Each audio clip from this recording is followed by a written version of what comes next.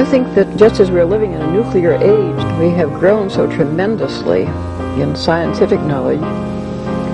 It doesn't seem too much to say that men can begin to awaken to the fact that they haven't grown enough spiritually and haven't recognized their spiritual capacities.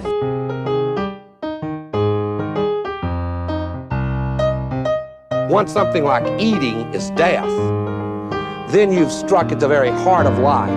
The enemy of the older radical theories may have been the ruling class, but today the stakes of whether we will reform ourselves into a new kind of human being, a new kind of society, whether we will find selves worth being, the stakes of it are simply life itself. I guess I would say Spencer and I are both, obviously, if people have been listening to this podcast a while, interested in why, like, not only farms, but communities, of people who are trying to get together to cooperate with each other like this, why they tend to have trouble and why they don't receive a lot of support from outside and why they have, internal problems that can lead to their collapse and so on. So this article really, it's rare, because the Catholic worker movement in and of itself is a little bit of an esoteric thing. There's, a lot of people don't know about it. We're trying to change that.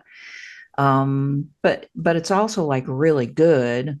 I think the guy does a thorough job in the space of an article. So I don't know, like, since I imposed this on you in a way, Spencer, I hope that you found it somewhat informative and interesting. I mean, I find his whole, you kind of like downplay how much time is spent discussing what is failure. And I found I did not buy his argument that, well, actually, I buy his argument. It's just like a sophomoric argument about what failure is. Like, it's like he's trying to refute this idea that failure means you can learn nothing from it, or failure is totally the fault of the people that have seemingly failed. Yeah. Like, he's responding to that kind of an argument. Or non-argument. Yeah, I would agree with that. I had the same reaction. I don't mind using the term failure. I do think that you can learn from failures and you should learn from failures. And I think maybe one of the problems Catholic workers have, in my opinion, is that they don't learn from failures. They just keep doing the same type of thing. And then, so I do think that we can actually learn from failures, and that flexibility is important if we're going to do that. But yeah, I think he was trying hard to rescue the movement from detractors who would say that, well, if they failed so many times, then maybe this isn't a good thing to do. But that is kind of a simplistic rejection to begin with. So I think you're right about that. I had the same reaction. So, I mean, what would you agree that it's okay to just simply say this farm failed?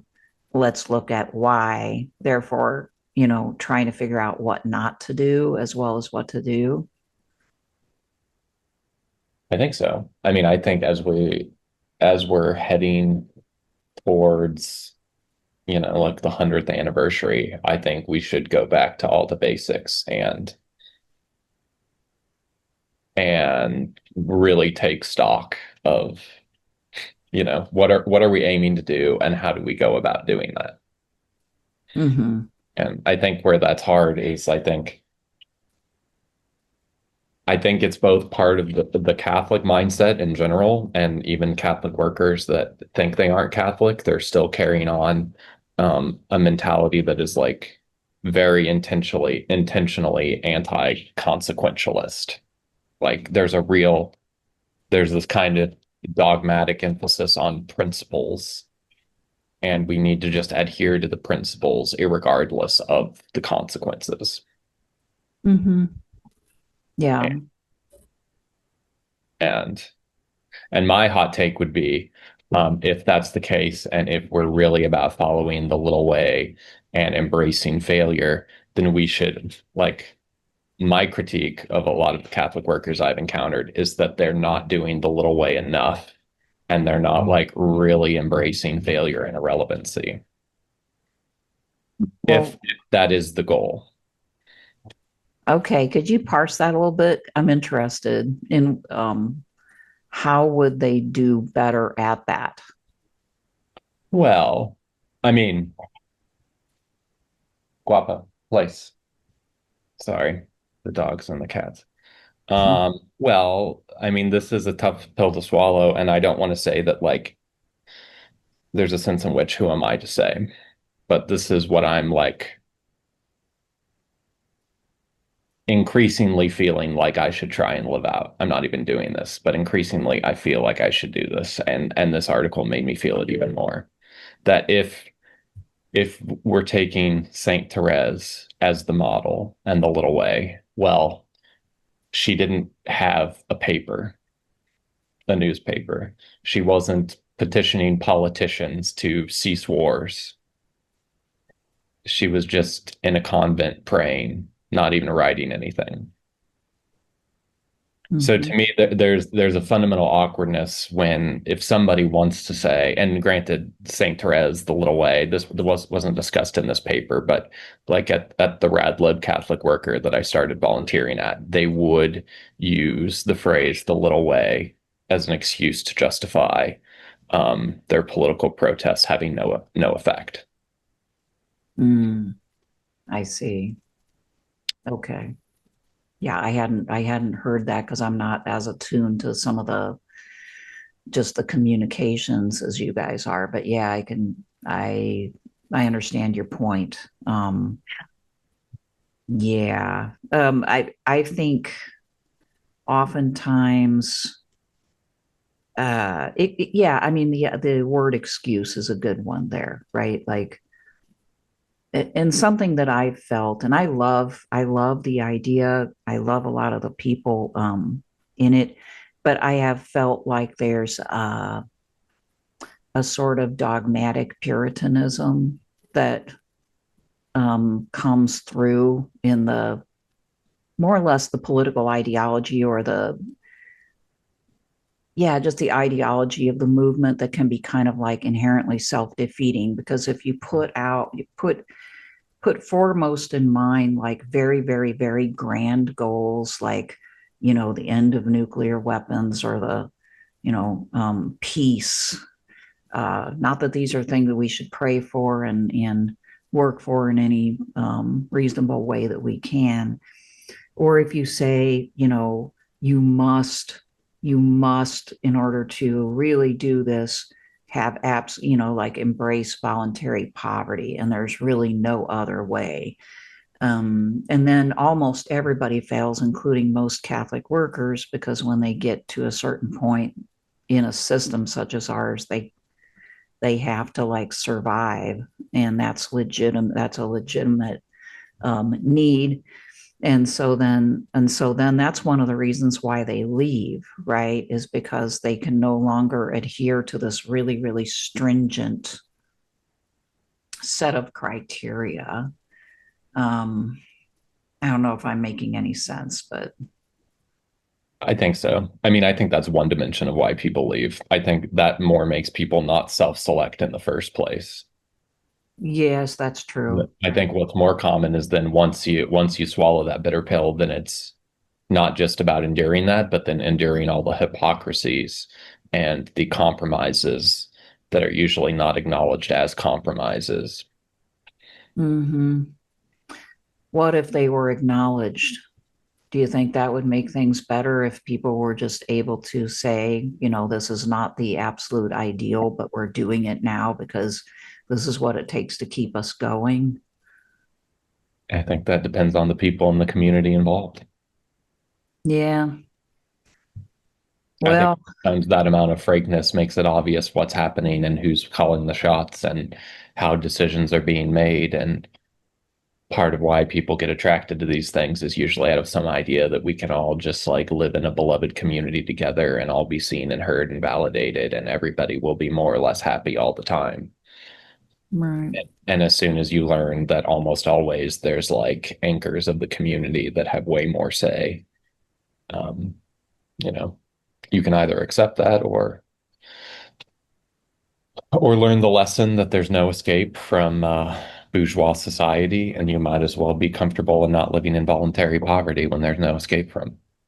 Hmm. I mean, I've said it on here a bunch of times. That's my cynical theory about how Catholic workers primarily function for the people that move into them, just as a kind of grad school AmeriCorps type program for you to learn there is no alternative to being a suburban American, or no Right. good alternative, no better alternative for It's kind of a you. way station, right? But it's like, so if a person enters a monastery, or you know, a nunnery, or some institution that the church has, that's okay, we've got buildings, we've got rooms, we've got a kitchen, we've got structure, we've got order, we've got, you're, if you're old, you will be cared for because there's all this infrastructure.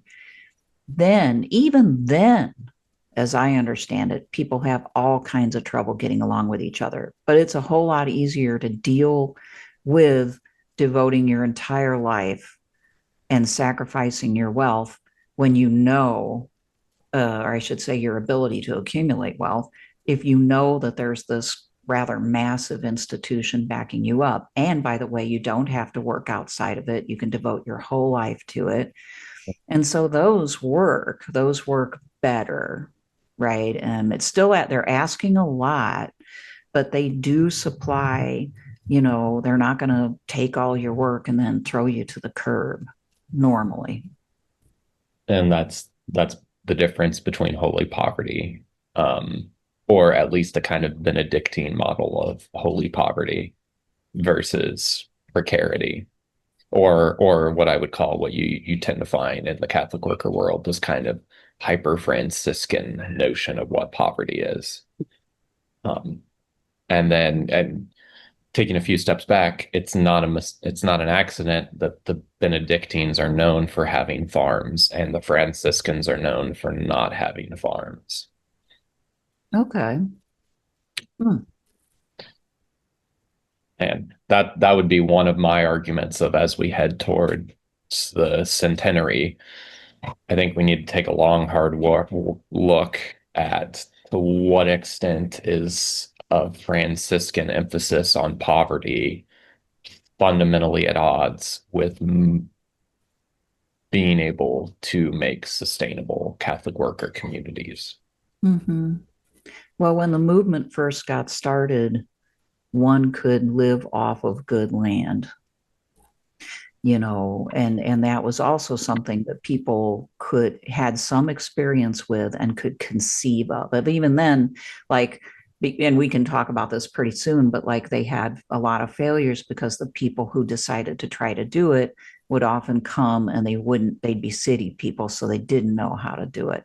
But it was something that a lot more people in this country had familiarity with. And in fact, for instance, my own dad, who, as is 2 years away from a century himself, grew up in Kentucky, and it wasn't affected by the Dust Bowl, but it was affected by the Great Depression. So his family didn't have any money.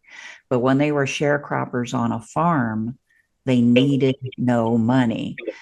So I think when Peter Morin came to the United States, he also came from this peasant background where either he participated in or at least witnessed people with zero money but land, able to actually take care of themselves.